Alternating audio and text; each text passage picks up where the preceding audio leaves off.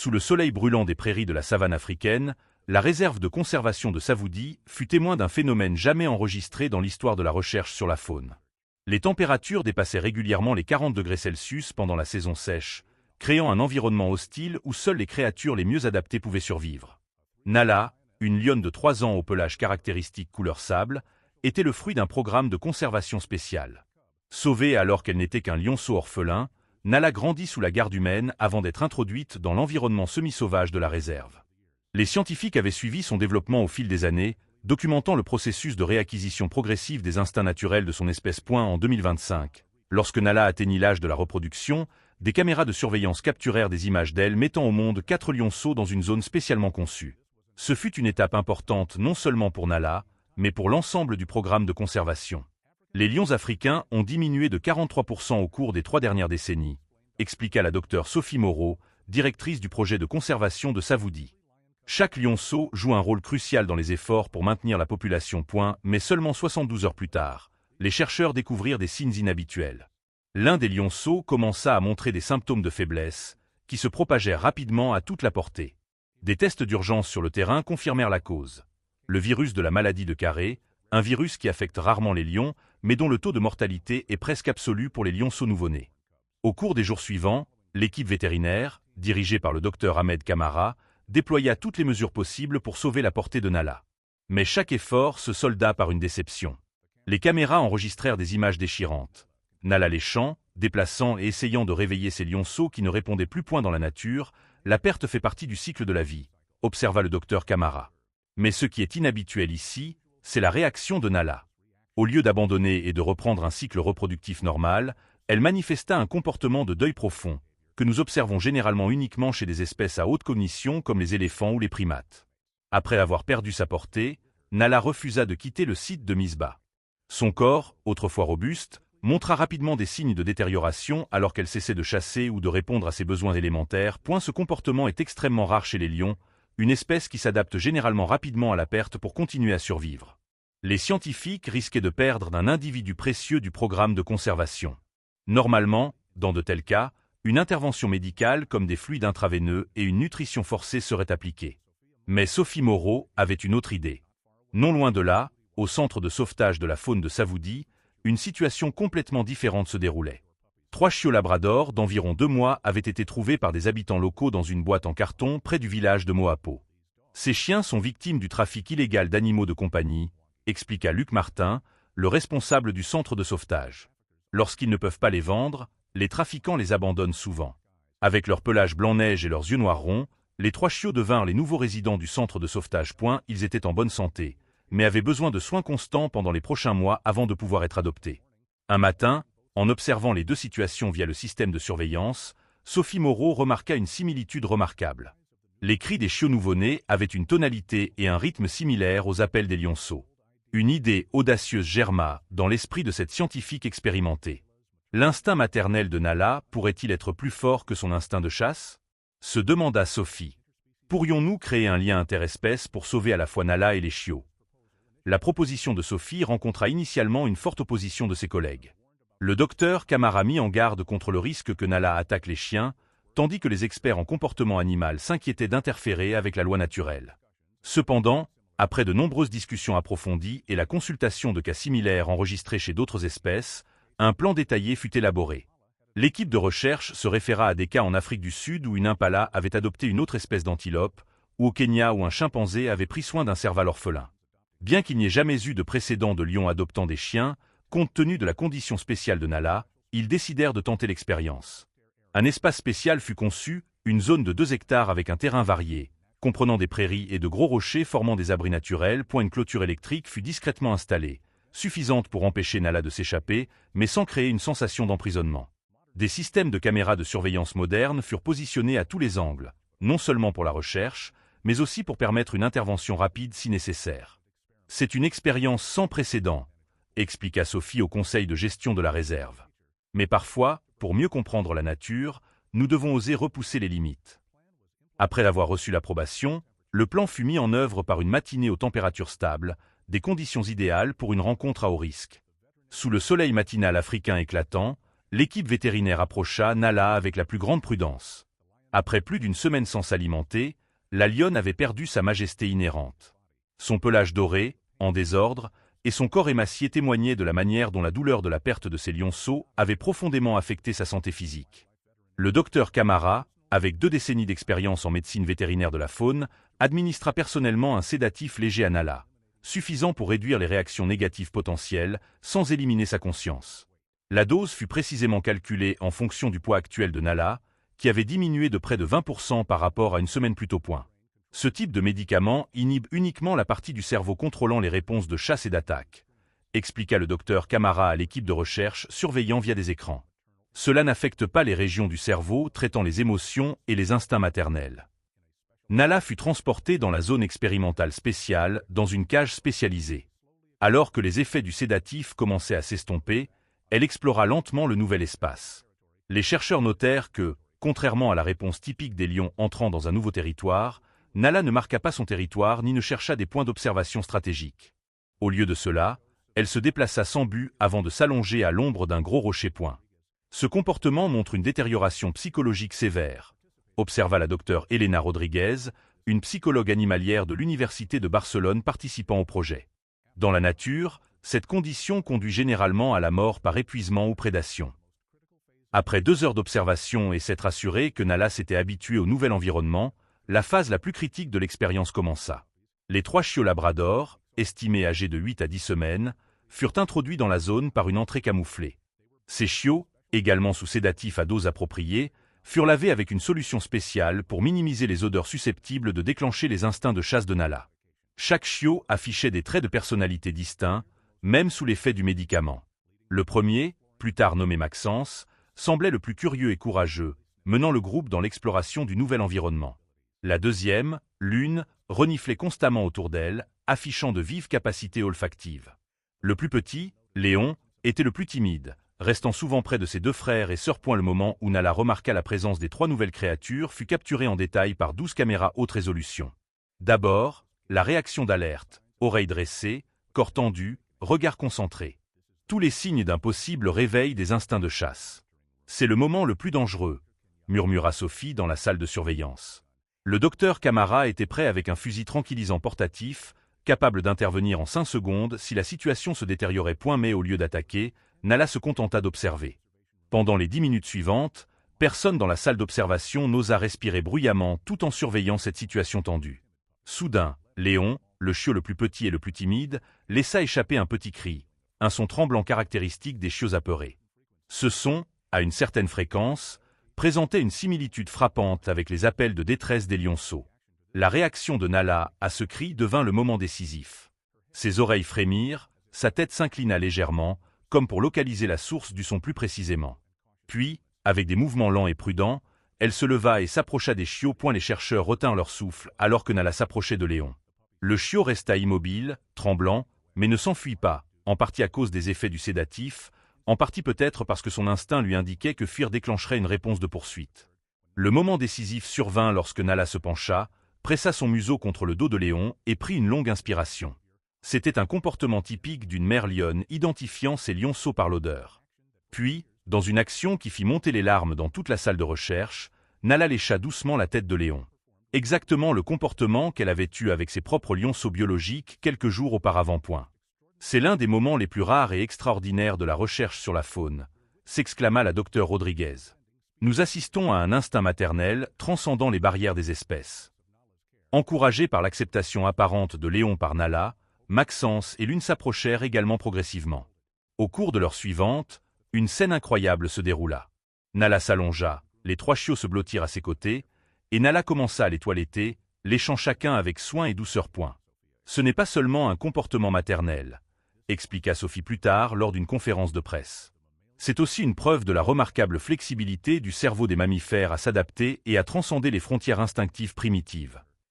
Le premier jour de la rencontre interespèces se termina avec un optimisme prudent, mais les chercheurs savaient qu'une journée ne pouvait conclure le succès de l'expérience. Ils continuèrent une surveillance étroite, réduisant progressivement les doses de sédatifs dans les jours suivants pour voir si cette relation pouvait survivre lorsque les instincts naturels fonctionnaient pleinement. Étonnamment, non seulement la relation survécut, mais elle prospéra. Au 3e jour, sans sédatif, Nala commença à manger la viande fournie, premier signe de rétablissement. Elle mangeait à l'écart des chiots, un comportement naturel des mères lionnes pour éviter de blesser les petits tout en manipulant la nourriture. Les caméras capturèrent des moments incroyables. Nala commença à enseigner aux chiots comme elle l'aurait fait avec ses propres lionceaux. Elle démontra des techniques de traque, se cachant et observant les comportements de chasse de base des lions. Ce qui est intéressant, c'est que les chiens apprirent réellement. Ils ne se contentent pas d'imiter, mais adaptent ces compétences à la nature de leur propre espèce, nota la docteure Rodriguez. Maxence devint rapidement l'élève le plus remarquable, capable de rester complètement immobile pendant de longues périodes, une compétence totalement contre nature pour les chiens, mais essentielle pour les lions.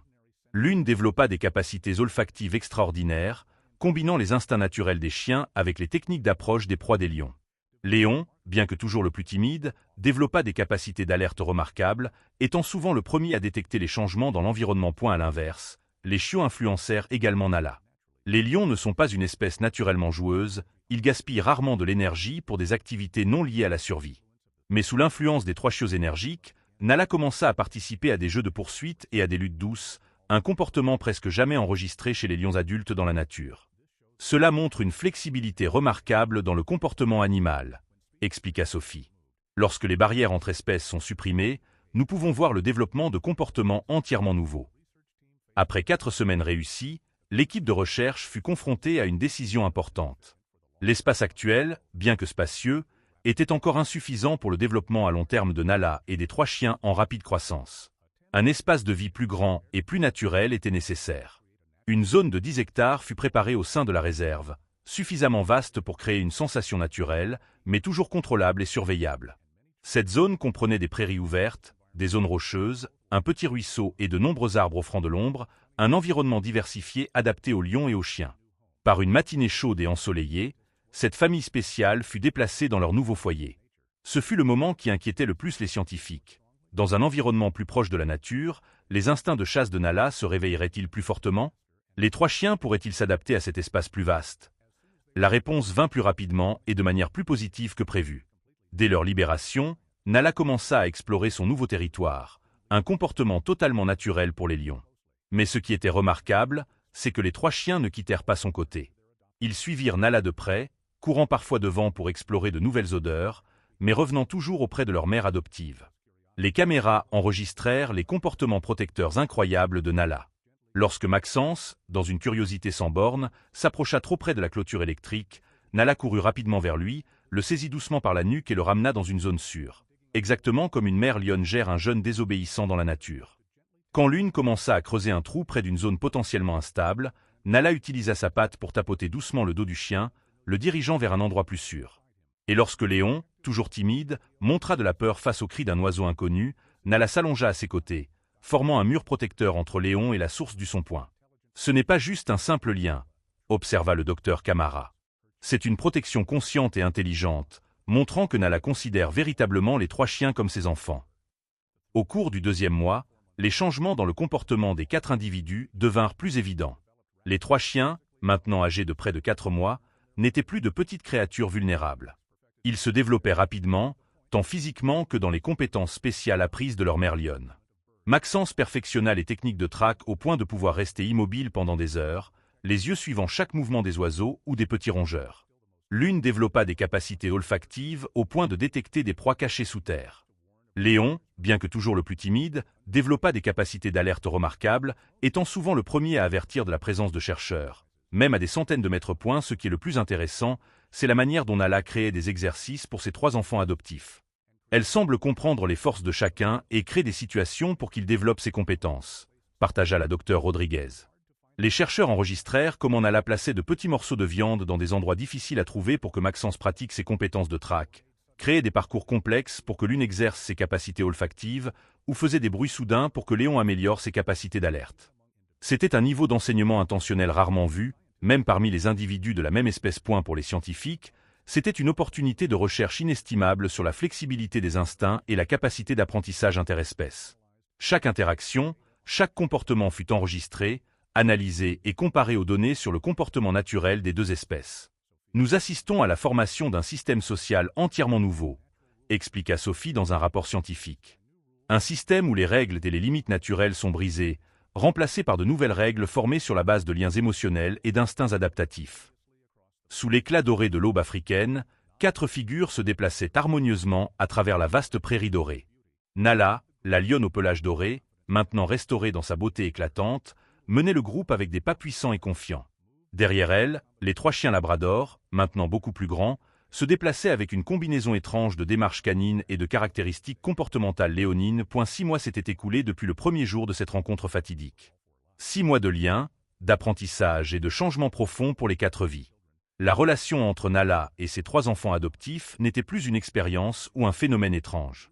Elle était devenue une réalité quotidienne, un nouveau système social formé non pas sur la base de la loi naturelle, mais sur des liens émotionnels transcendant les frontières des espèces. Dans la nature, la frontière entre prédateurs et proies semble impossible à brouiller.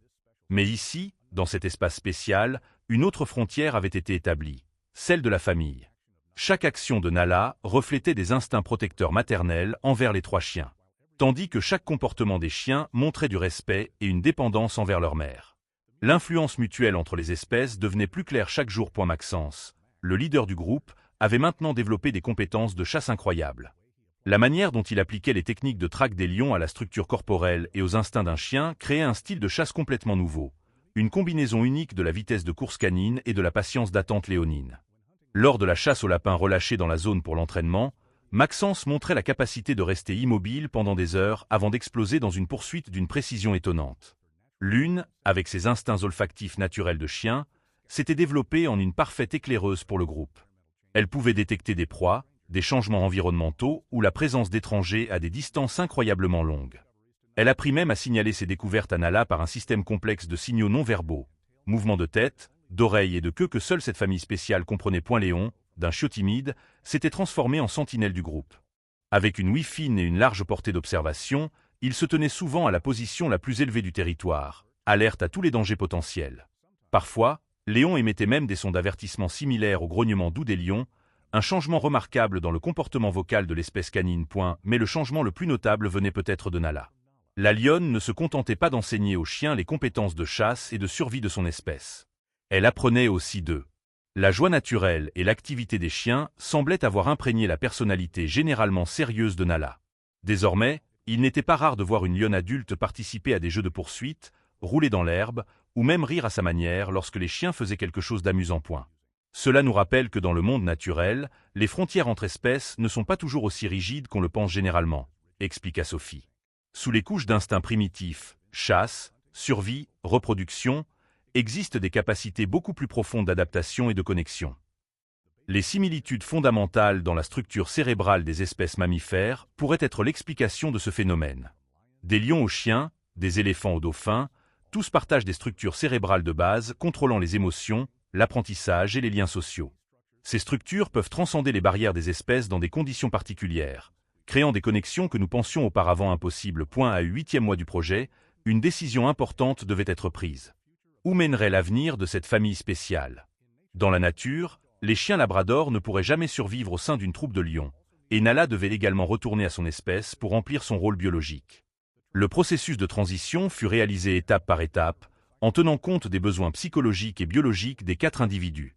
Au 8e mois du projet, une décision importante devait être prise. Où mènerait l'avenir de cette famille spéciale? Dans la nature, les chiens labrador ne pourraient jamais survivre au sein d'une troupe de lions, et Nala devait également retourner à son espèce pour remplir son rôle biologique.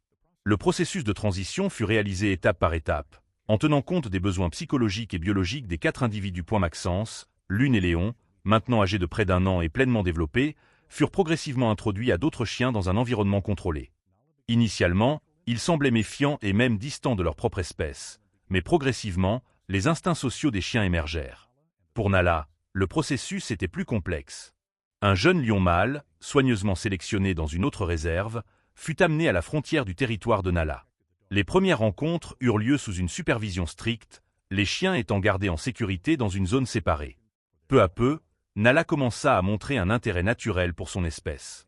Remarquablement, même en commençant le processus de réintégration avec leurs propres espèces, Nala et les 3 chiens maintinrent leur lien spécial.